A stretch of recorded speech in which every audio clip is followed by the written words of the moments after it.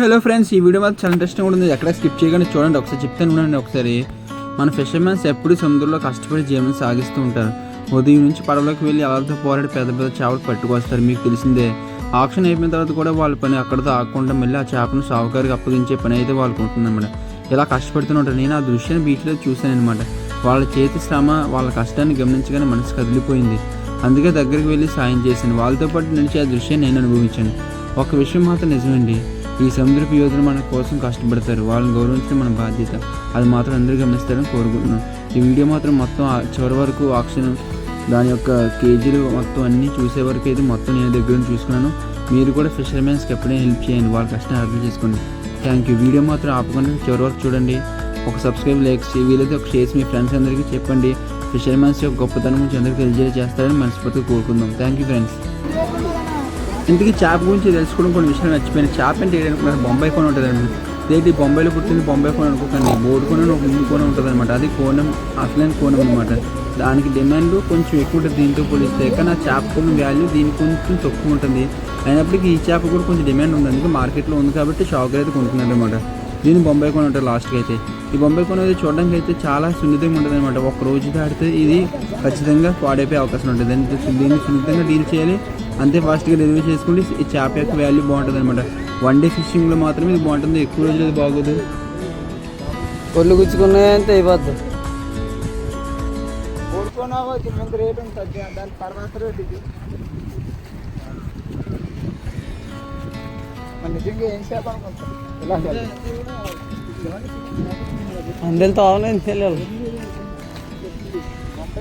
ఒడిమీనా అది ఇలాగ ఉంటుంది కానీ వేరేది. ఆ రోజు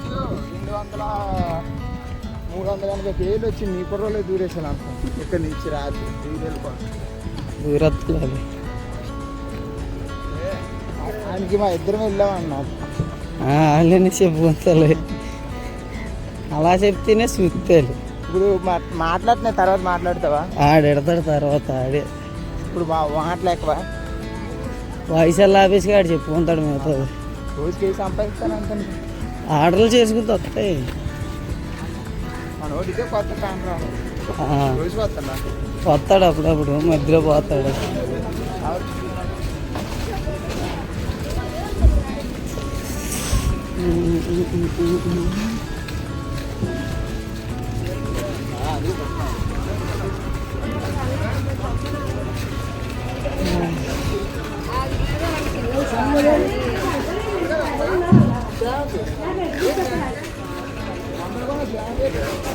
శ్యామ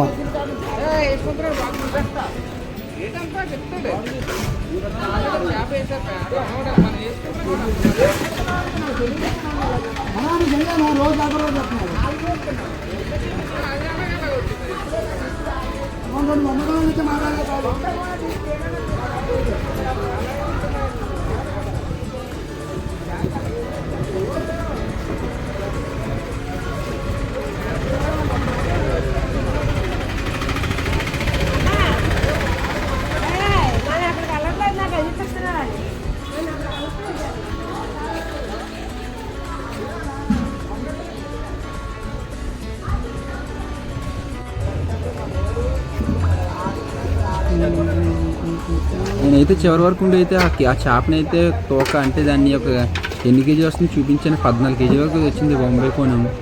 చూసుకుంటే కోనం చేప అయితే కేజీ 600 చేప చూసుకుంటే 14 ఆరులు మీరే చూసుకోండి. ఆ చేపకి ఎంత డిమాండ్ ఉందో ఇప్పటికీ అర్థం చేసుకుంటారు. ఇలా మత్స్యకారులు సాయం చేయడం నాకు ఎంత ఆనందం పొందాను. నేను కూడా ఒక ఫిషర్మెన్ కాబట్టి ఆ అనుభూతి నాకు తెలుసు. మీరు కూడా మీ ఫిషర్మెన్స్ మీ ఎప్పుడైనా కనిపించినా మాట్లాడినా సరే వాళ్ళతో కొంచెం ఫీల్ అయ్యి బాగా అర్థం చేసుకుని వాళ్ళు ఎప్పుడు తప్పుకోకుండా బాధ్యతగా వాళ్ళు వ్యవహరిస్తారని కోరుకున్నాను.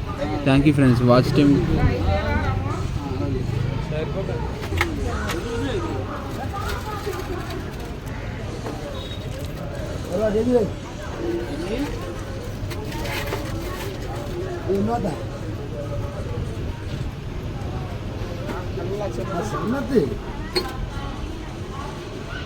వీడియోను చూస్తున్న ప్రతి ఒక్కరికి పేరు పేరున ధన్యవాదాలు. నా థ్యాంక్ యూ ఫ్రెండ్స్. మరిన్ని కంటెంట్తో మీ ముందుకు వస్తాను. ఈ వీడియోగా నచ్చితే ఒక లైక్, షేర్ చేసి సబ్స్క్రైబ్ చేసుకోండి అన్న. వీలైతే మీ ఫ్యామిలీ ఫ్రెండ్స్ కూడా షేర్ చేసి